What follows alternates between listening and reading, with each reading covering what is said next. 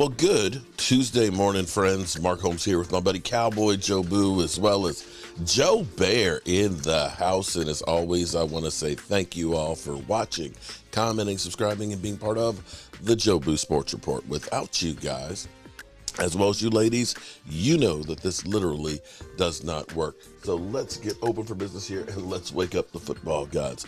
I hope everybody's doing good on this Tuesday because, in essence, the NFL winter is kind of over. I know we don't have games. Well, we do actually have XFL. There's so many damn alphabet soup leagues out here. It's hard to keep up with all of them. We do have the XFL, of course, games, which were interesting to say the least. But today, friends, it's the beginning of getting ready for the league year. Teams are now able, starting today, for only 2 weeks, to franchise tag players. Players that are likely candidates are Lamar Jackson, who basically wants a fully guaranteed contract. And there's some speculation on whether they will use the franchise tag or the transitional tag. The difference being about $45 million for the franchise tag, which is exclusive, versus $32 for the non-exclusive, where somebody can offer 2 number ones as compensation for him. You'll think back to last year with Davante Adams, who was a free agent, and Green Bay ended up putting the franchise tag on him, basically getting a first-round pick for Davante Adams. I will say that was a major loss for the Green Bay Packers. You saw Aaron Rodgers going from the league MVP and number 1 seed in the playoffs to not in the playoffs and not league MVP, and his numbers being substantially down. Also, Daniel Jones, who's reportedly looking for $45 million as well, could be franchise tag. Saquon Barkley could be tagged. Geno Smith. The interesting thing, though, on the Daniel Jones-Barkley one is people seem to think that Barkley should be prioritized over Daniel Jones. Interesting take. Geno Smith, who surprisingly had one incredible season last year, the best of his career, has definitely made some hay and is looking to get maybe about $35 million a year, $39 million a year contract. Could be as well franchise tag. Tony Pollard, of course, our Tony Pollard, running back who is recovering from a broken leg. Dalton Schultz, who was tagged by us last year. The interesting thing on the tag for him would be, I think about $13 million, which would be less than what a long-term deal per year would be. Now, that's not to say that the Cowboys couldn't get a long-term deal with them and backload some of the money so that way it ends up being more cost-effective this year. Orlando Brown Jr., Jesse Bates, another one that could be interesting for us to follow will be Daron Payne. Rumor is the Cowboys are very interested in Daron Payne, defensive lineman, and, of course, Josh Jacobs. So those are the likely candidates here for the franchise tag, and that does start today. So we do have a lot of stuff that'll be worth watching. And, of course, there's still the Aaron Rodgers, cone of silence or fortress of darkness or whatever the hell, magic mushrooms thing that he's doing to try and decide if he's going to piss off the Green Bay Packers and get a trade or come back and be a pain in the ass or retire. I have a feeling that he's not going to retire because I think he just loves the drama and the limelight that's there, that if he ends up not being there, I think he'll really miss it. For us, the question is, what will the Cowboys do? Will we use the tag on Tony Pollard or Dalton Schultz? Will we use it on no one? Or could it be that we end up just holding on to Zeke? Will the Cowboys make moves in free agency? They've got to, between now and the 15th of March, create about $7 million worth of cap space. So they're going to have to restructure some contracts or start cutting some people. And now is where you're going to start to see teams starting to release players. Now, the interesting thing is you're going to see, as always, some good name, big name veterans that are going to start getting cut as teams try to get down under the salary cap, which means there's some guys out there that will become free agents that you might be interested in. Let's listen to Get Up this morning on cutting Zeke Elliott and franchising tagging Tony Pollard. 5 yards per carry over the course of his career. He has 121 catches. He is big. He is fast. I am cutting Zeke Elliott, saving his cash around $10 million and giving it to Tony Pollard. I'm assuming he's going to be healthy. He had a bad injury against the 49ers. I think he'll be ready to go. But this guy is absolutely essential to Dak Prescott and the Cowboy offense. Take a look at this. You know, Pollard was, to your point, Mike T, sensational for the boys last year. Had 12 total touchdowns, 16 games. He outperformed Zeke Elliott, more rushing yards, yards per touch, all while making $12 million less than Zeke Elliott.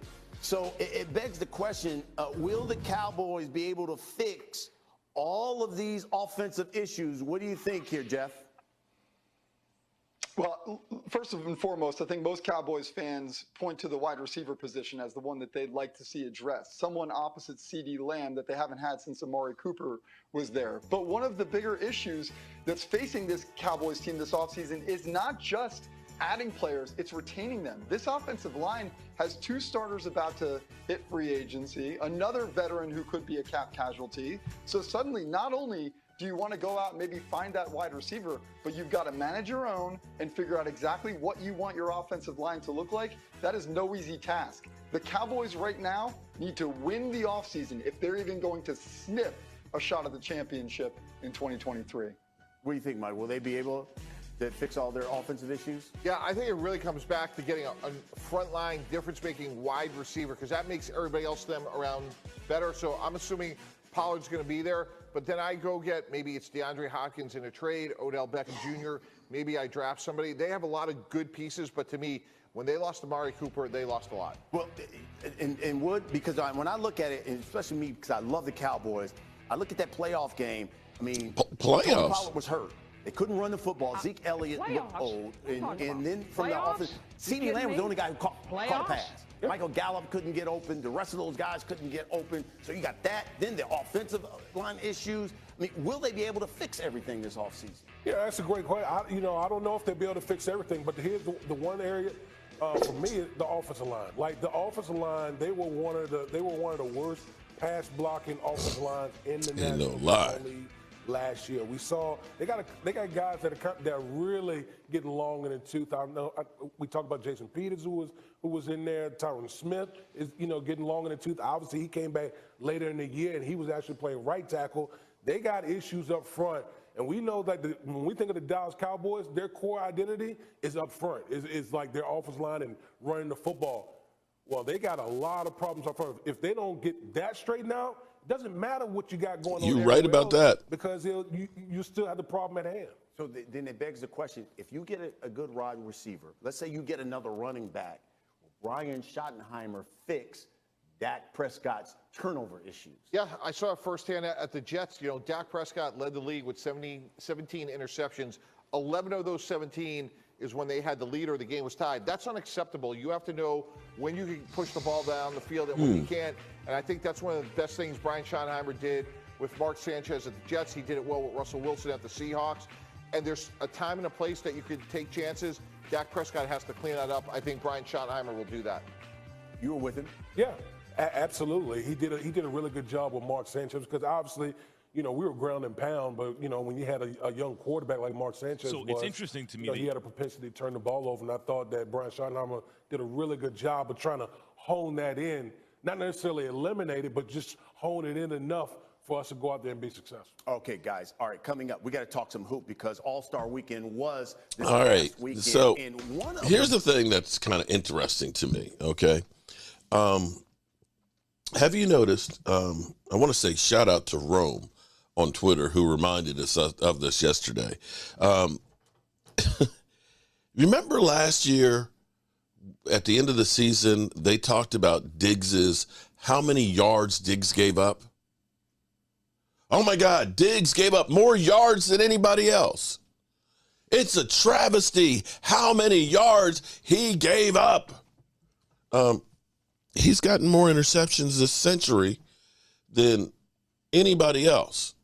Interceptions aren't that important. It's the yards he gave up. Well, couldn't some of those yards been in garbage time because the Cowboys were blowing people out?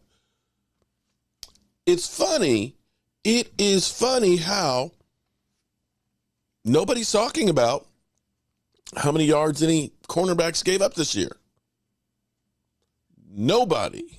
They're not talking about any, they're not trashing any DBs on how many yards they gave up. Remember when they used to talk about all Dak Prescott's yards were in garbage time? Oh, man. Well, he gets a lot of yards, but it's just in garbage time, Skip. Garbage time. It's funny that no other quarterback in the NFL getting garbage time, right? Right? Nobody's statistics are getting there as garbage time. Interesting. Remember when it used to be a dink and dunk quarterback with Dak Prescott?